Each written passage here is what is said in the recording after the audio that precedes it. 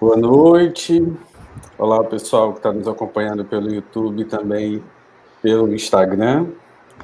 Eu sou o professor Ribamar, professor do Colégio Técnico de Floriano, coordenador do Laboratório de Leitura e Produção Textual, e essa é a primeira live do projeto Enem Solidário Redação.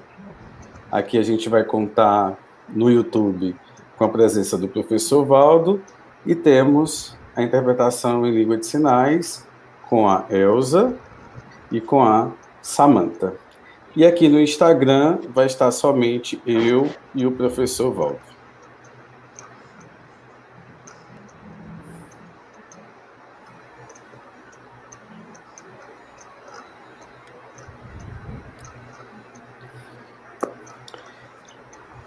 Então vamos lá. Professor Valdo, quero agradecer a sua presença.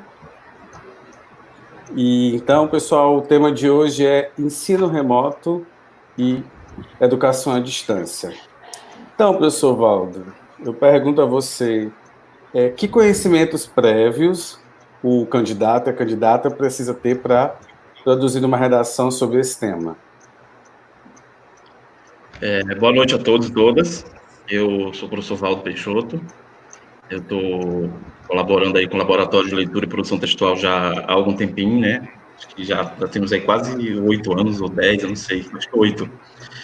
E hoje eu fui convidado para falar um pouco sobre como estruturar uma proposta de redação especificamente para o Enem, tá? Eu sei que tem alguns alunos aí que me confirmaram presença e eles estão dedicados exclusivamente, por exemplo, a fazer redação de outros vestibulares, né? Por exemplo, a UEMA que tem uma estrutura semelhante à do Enem, só que, assim, algumas características específicas do Enem não são apresentadas na UEMA, tá? Então, a gente tem que tomar cuidado com isso, tá bom?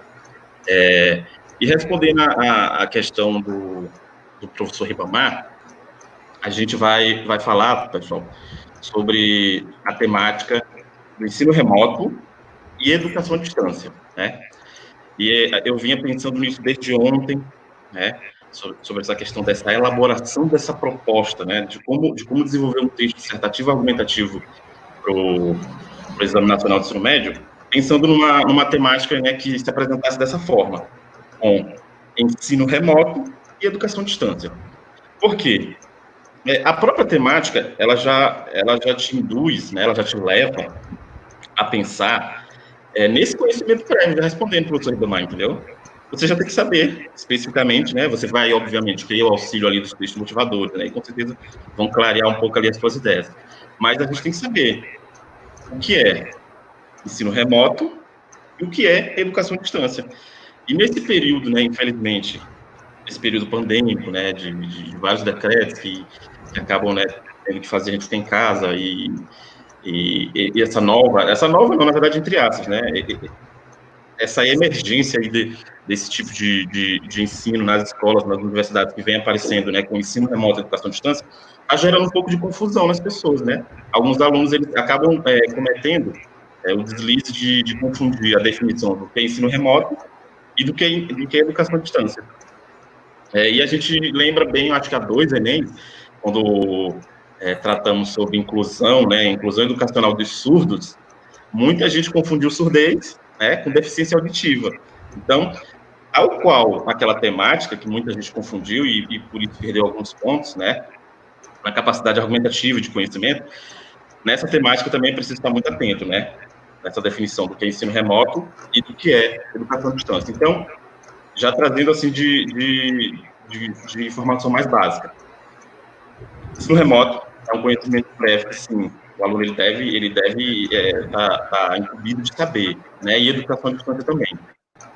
Mas também é importante, além de conhecer, saber a diferença entre eles, ele entender o que é ensino síncrono e o que é esse ensino assíncrono, né? Essa educação síncrona, essa educação assíncrona é importante. Acho que é importante também um conhecimento importante do aluno para desenvolver o texto dele.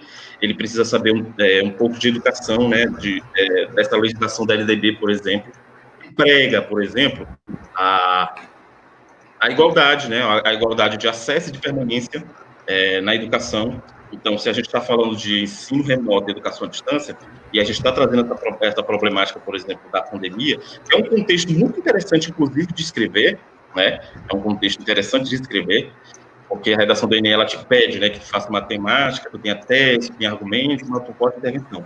Nessa tua temática, hoje, né, a gente pode ver que contextualizar a realidade brasileira é uma coisa interessante, né? O aluno, se ele souber fazer isso, ele vai conseguir uma boa nota, com certeza. Então, professor, ensino remoto, educação à distância, o conhecimento, né, dessa igualdade que prega a Lei de Direitos Básicos da Educação, entender o que é ensino síncrono e ensino assíncrono, e saber a diferença dos dois em relação à temática, tá bom? Muito bem. E essa temática, né, ensino remoto e educação à distância, ela mobiliza quais áreas do conhecimento? Pois eu acho que, com certeza, o aluno ele vai pensar logo, né, além de educação, o conhecimento prévio que ele tem que saber é educação, né, mas ele vai pensar sobre tecnologia da comunicação, da informação, né, ele vai pensar nessa questão da tecnologia, né, aliada à comunicação e à informação, porque o ensino remoto e a educação à distância, eles perpassam isso, né, toda essa tecnologia. Hoje a gente não tem para onde fugir, né. Eu estava comentando com uma colega, né, que, por exemplo, para estruturar hoje, até o professor, né, para estruturar hoje uma disciplina, seja no ensino remoto ou na educação à distância, ele precisa ter esse conhecimento dessa tecnologia, entende? Então, além disso, eu acho importante, como eu já falei, a LDB, o conhecimento prévio, eu acho interessante se ele trouxer no texto dele a Lei de Diretrizes de Bases, né, que vai falar sobre essa igualdade de acesso e permanência, porque é uma problemática contundente hoje, entendeu? É uma problemática hoje contundente. Eu acho que o aluno, se ele conseguir fazer uma relação entre educação, pobreza e desigualdade social, também são conhecimentos prévios interessantes, né, se ele trouxer no texto dele essa questão da teoria das capabilidades, né, fazendo essa relação da educação, né, da desigualdade social e da pobreza, porque também entra acho que como teses, como argumentos. Eu acho que ele tem que ter o conhecimento prévio de entender o contexto atual brasileiro, até mundial, né? O contexto mundial, né? Que perpassa, né? Para a gente poder escrever um texto que vai falar sobre educação à distância, sobre ensino remoto. Outro conhecimento interessante que eu vejo é a história da EAD no Brasil. A história da EAD no Brasil é um conhecimento interessante porque o aluno que conhece isso, por exemplo, ele vai entender que muita gente confunde, professor, EAD com internet. O ensino remoto, internet, né? E o aluno que focar exclusivamente somente em internet, no texto dele, ele pode fazer um texto previsível, né? E a questão da previsibilidade é algo que os avaliadores da redação do Enem, eles prestam atenção, né? O aluno que é previsível. Inclusive, eles já vêm preparados para isso, né? Para buscar aquilo que vai ser o argumento mais previsível. Então, o aluno que atrela somente ensino à distância, e essa educação remota, esse ensino remoto, com a internet, ele vai cair numa teia que vai deixar ele somente ali. Então, é preciso tomar cuidado, porque a história da EAD no Brasil mostra que a educação à distância não é só a internet. Certo. Então, e acho que é importante também considerar a BNCC, né, a Base Nacional Curricular Comum, acho que também é importante. Bem, então, considerando que os alunos já têm esse conhecimento prévio e vai mobilizar essas áreas, então vamos passar para a redação, né, a construção da redação com esse tema. Então, a primeira questão é que teses podem ser construídas a partir desse tema. Vamos às teses, né? O aluno, inclusive, é algo que eu sempre prego, né? Sempre prego em qualquer live, em qualquer ensino, que o aluno ele precisa trabalhar muito a folha de rascunho dele, né? Porque é ali que ele vai fazer todo o arquétipo, né? Aquele arcabouço teórico dele, né? As teses, botar as argumentações dele. Por quê? Porque o próprio manual do aluno no Enem, ele indica, né, o que o aluno tem que fazer. Ele tem que trabalhar o tema, a tese, argumentos e a proposta de intervenção, que a gente vai falar daqui a pouquinho, né? Então, quando ele pensa em tese, ele já tem que ter essa definição de tese, Tá bom? Então, você aí, aluno, por exemplo, vai construir um texto esse ano, né? Vai participar desse processo todo.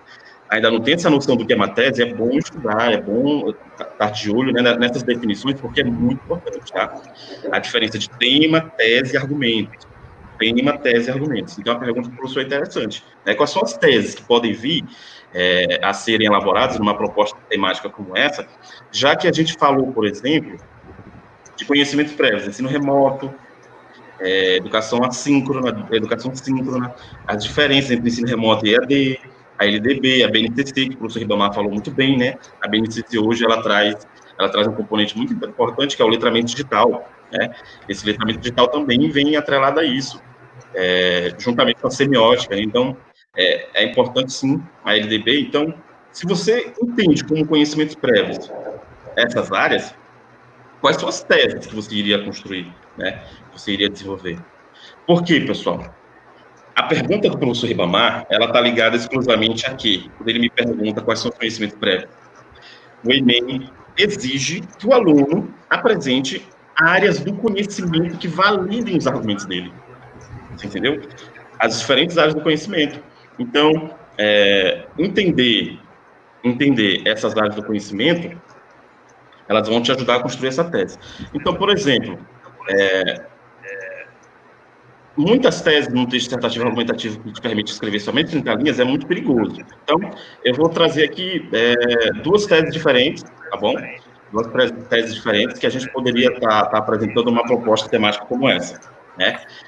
Eu falei de educação, pobreza e desigualdade social. Acho que uma tese interessante seria falar sobre desigualdade social, sobre essa disparidade de acesso ao mecanismo educacional, a esses mecanismos, entendeu? Então, uma tese interessante seria mostrar para o avaliador, para o corretor, que existe uma desigualdade social, né, que está atrelada a essa educação e que está atrelada a esses meios tecnológicos, né, que vai acabar prejudicando esse aluno. Né? A gente sabe que essa desigualdade ela já está no ensino regular, né? Aquele aluno que vai para a sala de aula todos os dias, ainda mais, né? Acho que ela fica mais forte quando acontece situações como está acontecendo no atual contexto brasileiro. Então, eu acho que uma tese interessante seria comprovar, né? Uma tese seria comprovar essa questão da desigualdade social, essa disparidade de acesso aos mecanismos. Uma outra tese, né? Porque esse tema, ele te traz uma série de problemáticas que dá para trabalhar, né? Eu acho que outro interessante, e que talvez cairia, né? Cairia naquilo que a gente chama de previsibilidade, mas seria muito interessante, por exemplo, que o aluno trouxesse com bons argumentos, a questão da possível baixa ou a queda da eficácia, não do aluno, mas desse ensino brasileiro que já é defasado, né? Já é tido como defasado aí, né? Se o ensino regular ele já é tido como defasado, o que aconteceria num contexto pandêmico, num contexto, né, que exige que o aluno tenha acesso a essas tecnologias, mas existe na primeira tese essa disparidade social em relação ao acesso aos mecanismos. Então, o aluno ele iria comprovar a primeira tese dele com a segunda tese dele, entendeu? Então, acho que é uma tese interessante também, o aluno ele conseguir trazer essa questão da queda da eficácia do ensino brasileiro, nesse contexto pandêmico, já que se tem essa disparidade de acesso aos mecanismos, claro que também não vai ter muita, né, aprendizagem. Muito bem, professor. Então, né, foram definidas aí duas teses, a questão das desigualdades e a outra, perdão? É a questão da baixa eficácia do ensino brasileiro. A baixa eficácia. Então, a partir disso, quais seriam os argumentos que o candidato, a candidata, podem construir para cada tese? Certo. Eu vou... Permitir antes, eu queria só lembrar que a gente tem a questão do tempo. Então, já fomos aqui uns 15 minutos. Já foi 15, caraca. Eu vou ser um pouquinho mais rápido, então. É muito rápido.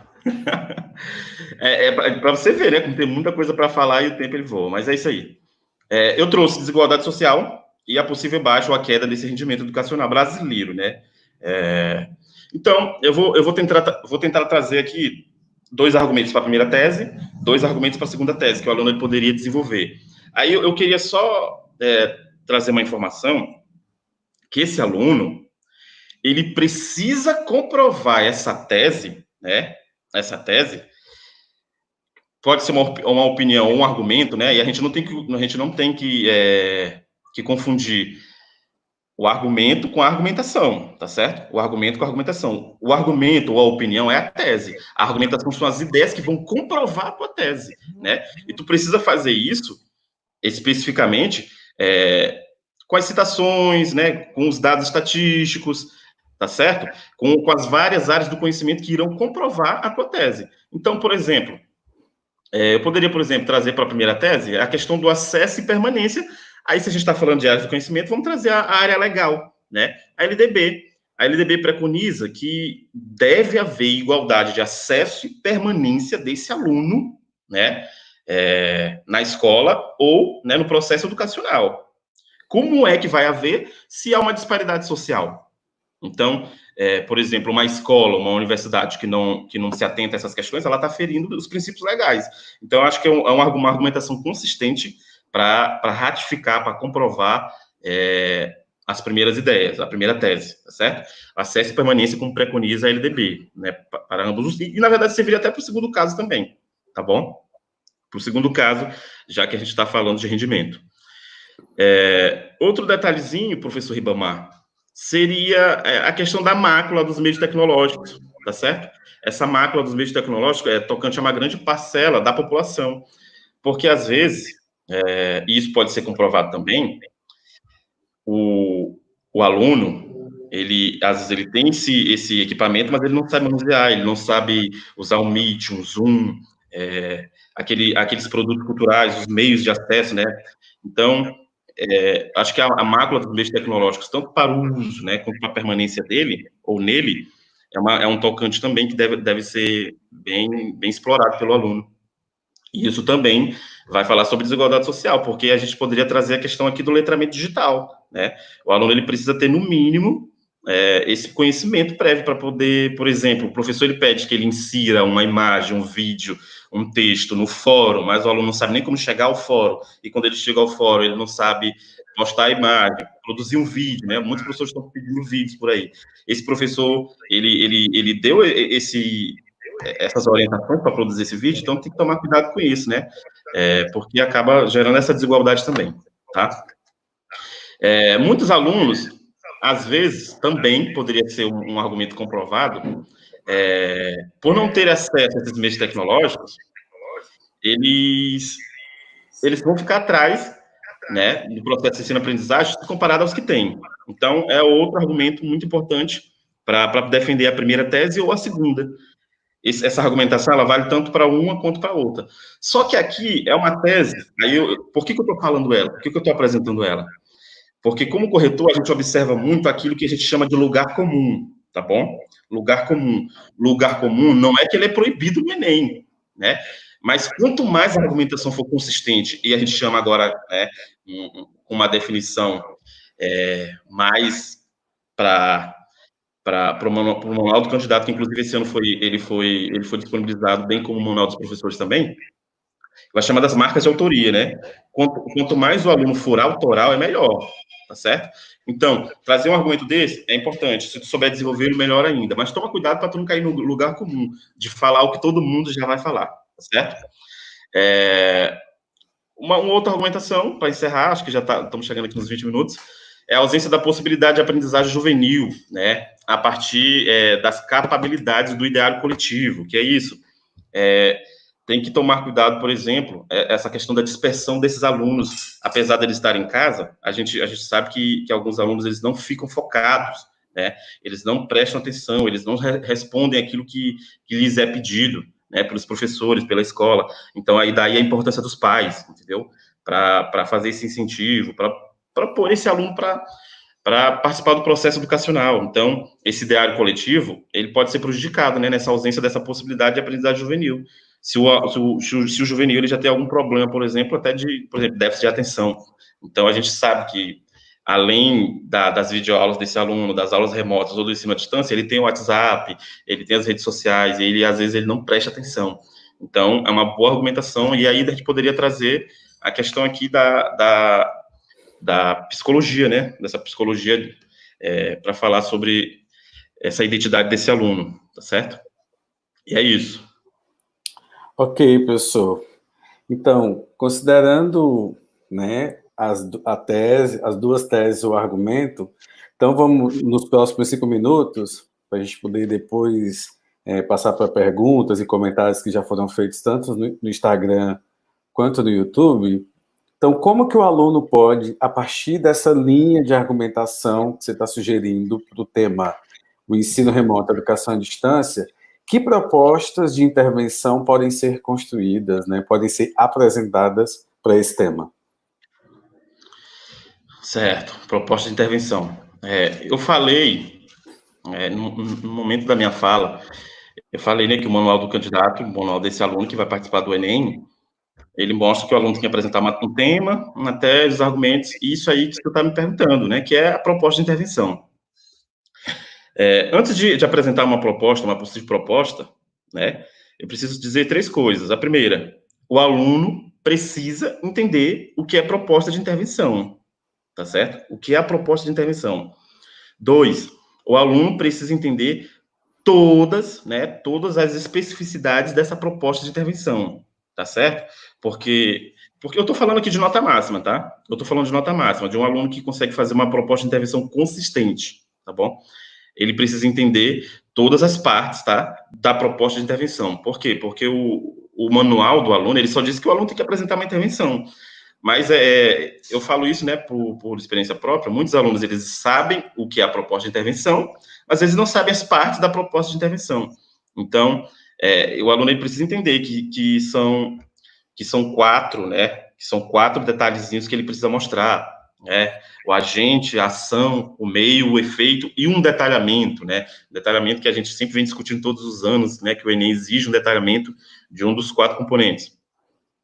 Ação, agente, o meio, né, e o efeito, tá certo? Então, o aluno entendendo isso, ele vai com certeza perceber que a proposta de intervenção é a parte, né, a parte ali avaliativa do Enem, da redação do Enem, a mais fácil de todas de se produzir, né? Desde que ele já tenha entendido e também ele consiga entender quais são os agentes, né? Os agentes. Muita gente tem muita ideia, mas às vezes não vem os agentes na cabeça, né, para propor isso. Então, uma coisa que mudou o ano passado, tá certo? Até o Enem de 2018, exigia-se, professor Ribamar, no mínimo, 2 propostas de intervenções completas, né, que a gente chama de completa, com os 4 agentes, né, mais detalhamento. No ano passado, mudou isso, tá certo? Mudou. O Enem não exige mais que o aluno apresente 2 propostas de intervenção, tá? Basta ele apresentar uma. Se ele apresentar uma proposta de intervenção completa, por mais que, por exemplo, professor, ele tenha trazido 3 problemáticas, 2 teses, certo? Não importa. Se ele traz uma proposta de intervenção que resolva as 2, ou uma proposta de intervenção que resolva pelo menos uma, ele consegue tirar nota máxima. É claro, né, ele tem que fazer uma proposta completa. A proposta de intervenção, pessoal, ela normalmente aparece em forma de conclusão, tá? Ela aparece na conclusão do texto, tá bom? Eu já avaliei alunos, e que inclusive tiraram notas boas, que essa proposta aparece na argumentação, né, no finalzinho da argumentação, inclusive até na introdução. Mas aí tem que tomar muito cuidado, tá bom? Normalmente, né, é uma dica minha. Eu indico que vocês tragam essa proposta ali no finalzinho, na conclusão. Então, nesse caso, professor, se eu falei que o aluno ele precisa, por exemplo, entender a história da EAD no Brasil, eu acho que uma proposta de intervenção interessante seria... vamos lá, eu vou tentar enumerar aqui. Que a governança, tá, que pode ser a governança brasileira, estadual ou municipal, né, dependendo aí do meio que o aluno quiser apresentar, aí é o meu agente, tá? Tô aqui, número 1, meu agente. Que é a governança, né? Aí a gente põe uma parceria, né? Em parceria, por exemplo, com as mídias, né? Com os canais televisivos. A governança em parceria com os canais televisivos, esses seriam os meus agentes, que iriam fazer alguma coisa para tentar mudar essa realidade, né? Que a gente apresentou como problema no texto aí, hipoteticamente falando. Deve, né? Aí esse deve aqui ele já vem com uma ação, né? Deve, por meio de teleaulas, tá certo? Por meio de teleaulas, essas teleaulas pré-definidas, estruturadas, tá bom? Não jogassem teleaulas qualquer na televisão para o aluno assistir, tá? Então, a governança, em parceria com os canais televisivos, deveria, por meio de teleaulas estruturadas e bem definidas, tá certo? Oferecer aulas, tá? Oferecer aulas aos alunos que têm dificuldade de acesso. Por quê? Porque a educação à distância não é internet, tá bom? A educação à distância no Brasil começou com as rádios, né? Com as rádios, por exemplo. Então, se a gente está falando, por exemplo, de dificuldade de acesso à internet, à mídia da web, por que não oferecer, por exemplo, essas aulas via televisão, tá certo? Então, eu acho que montar uma proposta de intervenção dessa forma, né, com a gente, a governança juntamente com os canais televisivos, oferecer essas aulas por ação, né, por meio, né, desses canais. Como é que eu poderia, por exemplo, professor, montar aí o meu detalhamento? Eu poderia dizer que essa parceria com os canais televisivos seria por quê? Vou detalhar por quê. Porque os canais televisivos têm um maior alcance, entendeu? Tem um maior alcance a esses alunos do que propriamente a internet, né? A gente sabe que a televisão alcança hoje muito mais gente do que a própria internet, né? Aí é uma escolha do aluno se vai aderir ou não, tá certo? Então, acho que uma proposta de intervenção com a gente, com essa ação, com esse meio, com esse efeito, né, para superar essas dificuldades de aprendizagem, com esse detalhamento seria interessante, tá bom? Maravilha, professor. Então, pessoal que está nos acompanhando tanto pelo YouTube quanto pelo Instagram, essa é uma sugestão, né, que o professor Valdo está apresentando para construir uma redação para o Enem a partir da temática ensino remoto e educação à distância. Então, recapitulando, a gente abordou quais são os conhecimentos prévios, eu tenho que saber um pouco sobre LDB, sobre o que é ensino remoto, sobre o que é educação à distância, tecnologias digitais, né, envolve aí a educação, por exemplo, como área do conhecimento, as teses, argumentos e, consequentemente, a proposta de intervenção. E aí, professor Valdo, surgiu aqui uma pergunta do Instagram que diz o seguinte: qual o melhor para fazer o detalhamento? Fica muito senso comum detalhar o agente? Vamos lá. Eu vou tirar como experiência própria essa resposta, tá? Vou tirar como experiência própria para essa resposta. Resposta a essa pergunta. Não, eu não sei quem perguntou, né? Mas não. Foi a Lilian Sampaio. Lilian Sampaio. Lilian, 90% das redações do Enem que eu dei nota máxima, falando do ano passado e do ano retrasado também, tá?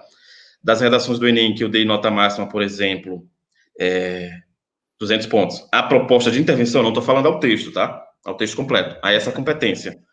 90% das propostas de intervenções que eu dei nota 200, que é a nota máxima, é o nível 5, apresentavam detalhamento no agente. Não é senso comum, porque a própria cartilha dos avaliadores indica: avaliador, atente ao detalhamento. O aluno ele pode detalhar o agente, a ação, o meio, o efeito. Então, o aluno ele pode escolher a forma que quiser detalhar, tá bom? Então, aí, né, eu indico, inclusive, né, tu falaste aí, por exemplo, seria muito clichê, por exemplo, né? Não, inclusive é a forma mais fácil, né? É a forma muito mais eficaz. Eu indico muito para os alunos, por que eu vou perder tempo tentando detalhar o efeito, e detalhar o efeito é o detalhamento do detalhamento, é uma metalinguagem aqui, por que eu vou perder tempo detalhando o detalhamento, se eu posso detalhar o agente que é mais fácil, ou a ação, né? A ação também é muito tranquilo de fazer. Então, eu não preciso perder tempo detalhando o meio, nem o efeito, se eu posso detalhar o agente, e é permitido me dar nota máxima tranquilamente. O avaliador, preste atenção, ele vai observar que você trouxe os 4 elementos, e esse detalhamento, o detalhamento pode ser de qualquer um desses 4.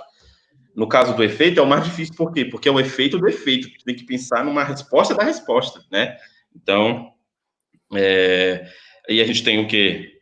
O aluno, ele vai perder quanto tempo fazendo essa redação, sendo que ele tem mais de 90 questões para fazer, né? Então, tem que tomar cuidado com isso, tá bom? E não é lugar comum, não é previsível, não é clichê, tá bom? É um meio muito eficaz, muito legal, e muita gente ganha nota máxima nessa competência, detalhando o agente. Tem um comentário, né, aqui. Então, assim, as pessoas que nos assistem, né, tanto pelo YouTube quanto pelo Instagram, então, o agente, o detalhamento do agente é o caminho mais fácil, claro, e é uma forma de você, inclusive, garantir o máximo de pontuação nessa competência. Então, não compliquem, né, busquem o mais simples, o mais prático. Então, tá com Rapidinho, dificuldade. professor. Rapidinho, deixa eu só fazer um comentário só para ratificar a minha fala. Sim. Ano passado eu dei aula para cerca de 30 alunos, né? 30 alunos. Alguns deles me trouxeram feedback da redação, né? Porque outros têm vergonha e tal. Todos os alunos que me trouxeram feedback tiraram nota máxima no detalhamento. Não foi nota máxima na redação, no detalhamento. Mas assim, 920, 940, as redações muito boas. E nesse detalhamento, todos tiraram nota máxima, nota 200. E todos eles detalharam a gente. Todos eles. Então, não existe essa de previsibilidade, tá? Não existe essa que é clichê, não. Se é permitido, então faça, entendeu? Então faça. E você não perde ponto e nem estagna ponto nenhum, né? Trazendo esse detalhamento do agente, você soma pontos, né? É diferente de tu, por exemplo, numa argumentação, tu trazer ideias do texto motivador. Trazer ideias do texto motivador não faz você perder ponto, mas também não faz você avançar para o nível máximo. É diferente, tá bom? Não é a nossa intenção discutir o tema com maior profundidade, mas eu vou trazer um comentário aqui que a Socorro Zaca coloca no YouTube, que diz assim: o que a escola pública vem fazendo para incentivar seus alunos a terem melhores resultados no Enem? Acho que é mais ou menos assim a pergunta. O que a escola pública está fazendo para os alunos tirarem uma maior pontuação no Enem? Terem melhores resultados. No Enem, né? No Porque Enem. aqui a nossa live é especificamente sobre redação, né? Sim. Então vamos lá, vamos falar do Enem. Olha, é o seguinte, eu não trabalho em escola pública de ensino médio, eu trabalho na educação superior, na Universidade Estadual do Maranhão, e trabalho na educação básica, mas eu trabalho em cursinhos que trabalham, obviamente, para o Enem, né? Enem, redações, o EMA, enfim. Mas o que eu posso dizer como eu sou redator da BNCC aqui do Maranhão, né? Eu estou produzindo juntamente com uma colega e toda uma equipe enorme o texto base para a BNCC de língua portuguesa do nosso documento territorial. E assim, eu troco muitas ideias com eles. E a maioria dessas escolas, por exemplo, a gente chama hoje de escolas pilotos, né? Por causa do novo ensino médio, a maioria delas traz como um dos componentes das eletivas, eles chamam de curso, ou então de clube do Enem, de curso. A maioria delas está tirando, né? Aí eu já não sei qual a carga horária, se é do primeiro ano do ensino médio, se é do segundo, terceiro. Estão tirando um momento, né, de um desses 3 anos, ou nos 3, ou só no terceiro ano, né? Porque normalmente as pessoas focam mais no terceiro ano, para trabalhar o Enem, né? E as escolas, por exemplo, que ainda não aderiram ao novo ensino médio, o novo ensino médio ainda não chegou, eu posso falar disso com muita propriedade, algumas coordenações, algumas diretorias estão trabalhando muito essa questão do Enem com esses alunos, né, oferecendo aulas no contraturno. Acho que a escola pública ela tem essa problemática, né, de trabalhar para resolver índices educacionais e ao passo que tem que trabalhar para resolver acesso desses alunos ao ensino médio, à universidade, né? Então é toda uma problemática. Mas assim, a maioria das escolas pensa assim no Enem, né? Pensa assim no Enem, pensa assim na forma como esses alunos vão poder estudar as disciplinas. Agora, com o novo ensino médio, esse Enem vai precisar mudar, obviamente, né? Porque os componentes eles estão sendo deixados de lado, uns em detrimento de outros, né? Porque agora vem os projetos de vida, vem os itinerários formativos, né? Tem que tomar cuidado com isso, tá bom? Mas assim, eu vejo que as escolas estão sim fazendo sua parte, da forma que podem, né? Da forma que podem.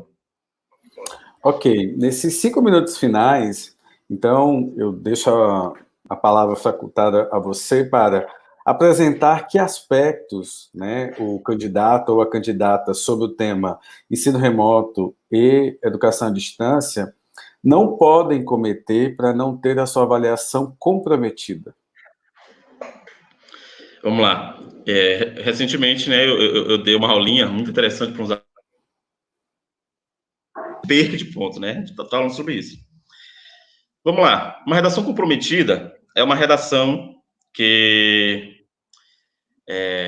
vai utilizar somente os argumentos dos textos motivadores, tá? Essa redação, ela estará comprometida. Então, o aluno ele tem que tomar cuidado. Utilizar os argumentos dos textos motivadores não é proibido, tá? Não é proibido, mas ele precisa atentar, né, à autoria, né? O Enem, ele divide, né, indícios de autoria e autoria, tá? Então, ele tem que mostrar, no mínimo, indício de autoria. Se ele trouxer somente argumentos dos textos motivadores, e eu não estou falando de cópia, tá? Eu estou falando, por exemplo, de paráfrase, por exemplo. Ele tende a não alcançar uma nota, por exemplo, nível 4, né? Outro pontozinho, ele tem que atentar à estrutura, né? A estrutura da sequência textual do Enem, que o Enem pede, né? O texto dissertativo e argumentativo. Ele tem que entender o que é uma dissertação, argumentação. Ele tem que entender que ele tem que apresentar esse tema, ele tem que apresentar a tese, ele tem que comprovar essa tese na argumentação ali, no desenvolvimento, e ele precisa intervir nessa tese, né, que vai ser a problemática, e essa intervenção exige esse conhecimento dos 4 elementos mais o detalhamento. Então, ele entendendo disso, ele vai fazer um texto legal. Acho que ele não pode perder pontos bobos, né, fazendo uma tipologia diferente daquilo que é a dissertação, né? Às vezes o aluno, eles tendem muito, eu leio muitas redações de alunos que escrevem em primeira pessoa, por exemplo, né? Ainda que seja a primeira pessoa do plural, tem que tomar muito cuidado com isso. O gerundismo.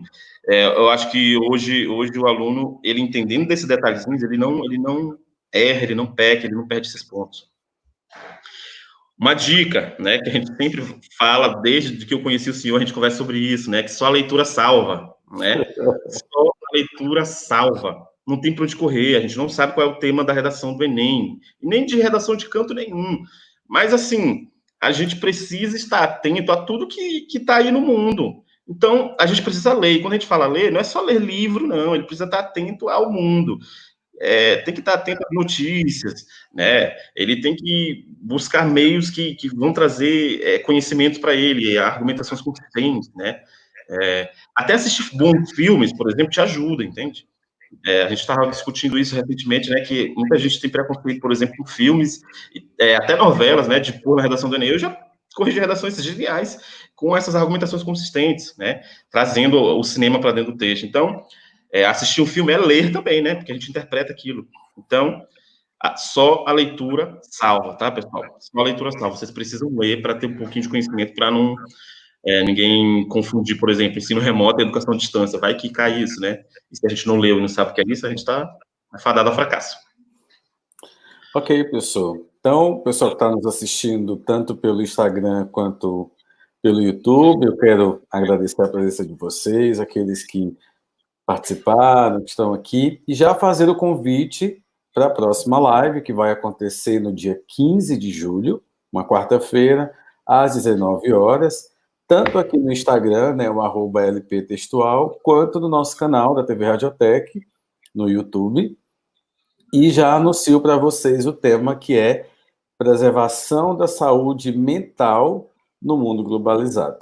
Então, esse é o tema da live, que vai ser, né, discutida no dia 15 de julho de 2020, onde vamos, mais uma vez, apresentar quais são os conhecimentos prévios, as áreas que se relacionam, né, esse assunto, bem como apresentar sugestões de tese, argumento e proposta de intervenção.